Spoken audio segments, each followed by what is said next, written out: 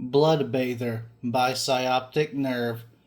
Once a year, my parents had me take a blood bath.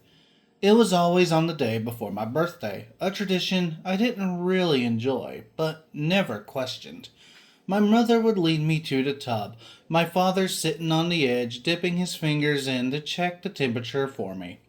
I would sit while they would wash it into my skin and hair, making sure that that I was completely covered before letting me out. Then I would have to wait as it would dry, making my skin feel tight and sticky. I was then sent off to bed with a hug and a kiss. On my birthday, the first thing I did was shower off, watching the red retreat down the drain. Then it was like any other normal birthday, singing, presents, and cake. It never crossed my mind that our tradition was abnormal. I was excited for my 10th birthday. The prospect of having two digits to my age was exhilarating to me. I'd been homeschooled my whole life, but I had plenty of friends in my neighborhood who I invited to my party. I was asking my friend Jimmy if he was going to be able to come when I caught glimpse behind the veil. Aw man, I have to go visit my cousins on Saturday. But maybe we can play on the day before? He had asked. I thought about it though, but knew that was my annual bath was due that day. Disappointed, I explained to him why it wouldn't work. Shucks, that's the day I have my bath, I told him. Okay, well, maybe after that. No, I'll be all sticky. Plus, all the blood gets everywhere. I can tell by his expression that I had said something wrong. He went running his mouth to everyone, calling me a vampire and upsetting both of our parents, albeit for different reasons. That night, I had my first discussion about the blood baths with my father. He set me down on the couch and got real serious. Now, Ben, today will be the last time you ever talk about those bloodbaths that you take, he stated sternly. He went on to explain that not everything we did was considered normal, and that by keeping it to myself, I was doing us all a favor. After that discussion, I became more curious. It was intriguing to me that not everyone had to take these baths. As I aged into a teen, I started doing what all boys do. I rebelled and hard. Since I didn't go to school, I tried even harder to fit in when I was around my friends. I smoked, vandalized, stole alcohol from my parents. Some of it could be attributed to peer pressure, but a lot of it was on my own choices. I wanted a reputation, wanted to be revered as some sort of anarchist. So I kept pushing boundaries, creating a large wedge between my parents and myself. On the eve of my 16th birthday, I decided that I would refuse my bloodbath. I was lying on my bed listening to music and reading when my mother came in to tell me they had gotten it ready for me. I knew it was coming. I had my response ready. I'm not taking it, I said, refusing to look up from my book. Ben, please don't make this difficult. You know you need to, she said, wringing her hands fretfully. I continued to ignore her as she pleaded. After a while, my father came down to see what the delay was. What's going on? He asked, appearing in the doorway. My mother told him the situation, his face turning bright red.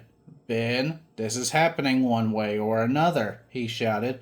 I threw my book across the room. Oh, you think so? I fired back, instantly bristling to the challenge. His eyes widened and his nostrils flared out, and was more angry than I had ever seen him. That's right. His voice became a growl. Without a second thought, I charged at him, knocking him aside and running down the stairs. I could hear him screaming at me all the way past to the driveway, begging me to return. I ran for a long time, finally running out of breath at the nearest city bus stop. I sat down for a few minutes, aware of a strange sensation at the end of my fingertips. They felt tingly for a bit. Then they started to feel hot.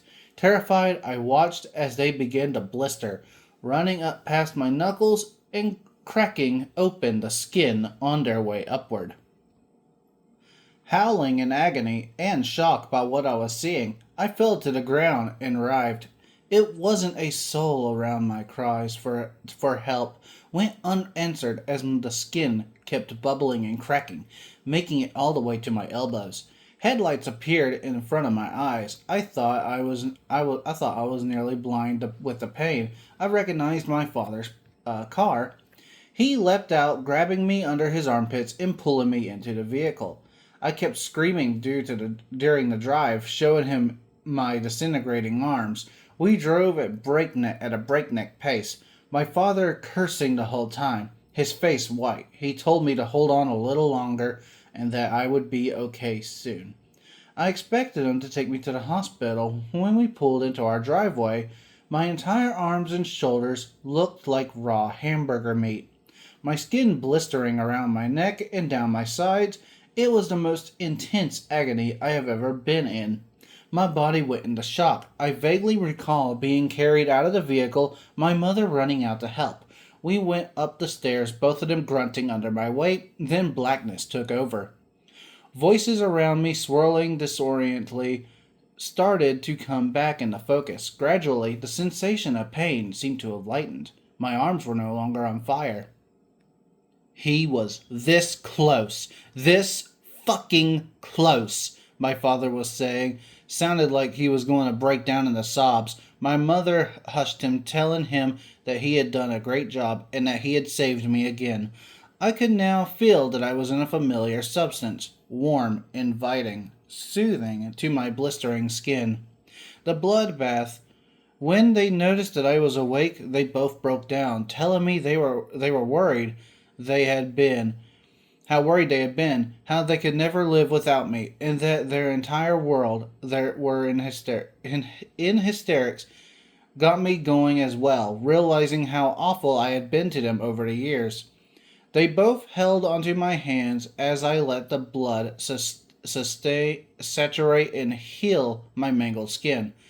The next year, I had learned my lesson. My father prepped the tub for me, giving me a half smile as I thanked him and told me it was ready. I never asked why I had to take him. I never asked where the blood came from. It just seemed like something that we all knew was better left alone. Which brings me to this year. My father, who is now in his 60s, sat me down again. Ben, it's time you understood some things. He went on to explain that late in my mother's pregnancy with me, she had started having complications. She was on bed rest for a while, barely able to move. She delivered me 2 weeks before her due date, slightly underweight, but very sickly. He explained that he could do little for me, but watched as doctors and nurses did their best to keep me alive throughout the next months. I felt helpless. I begged to trade places with you, to take the suffering you are going through from you, he told me, reaching forward and taking my hands. There was this man. I had seen him at the hospital often. He saw what we were going through, our family, and he offered me something.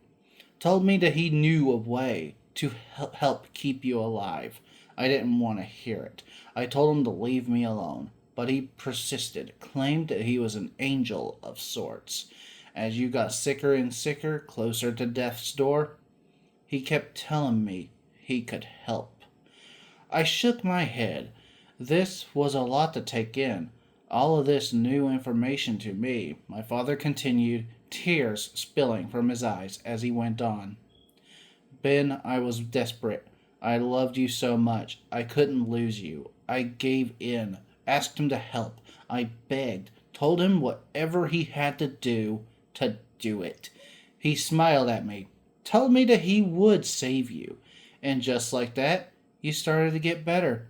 I was shocked when the doctors, even more so. We went home. You were healthy, and it was a miracle. He wiped his eyes, leaned backward, trying to gather his thoughts, then looked at me. It was just before your first birthday, when I saw that man again. It seemed like he had come out of thin air. He said the only way for you to stay alive was to give you bloodbaths each year. I didn't believe him at first, but then when I saw what was happening to you, to your skin, It was just like what happened when you were turning 16. Only then it was much slower, he spoke shakily. So, I I did what I had to do. I spilled the blood. I filled the tub, and I have done it each year since. I'm sorry, son. I wish things had gone differently, he finished. I leaned forward to embrace him, having no words for the situation. We stayed like that for a while. Eventually, he broke it off, facing me again. Ben, there's something else. You know that I'm getting older. The time will come, maybe sooner than we think, that I won't be around anymore. He bit his lip, holding in his emotion.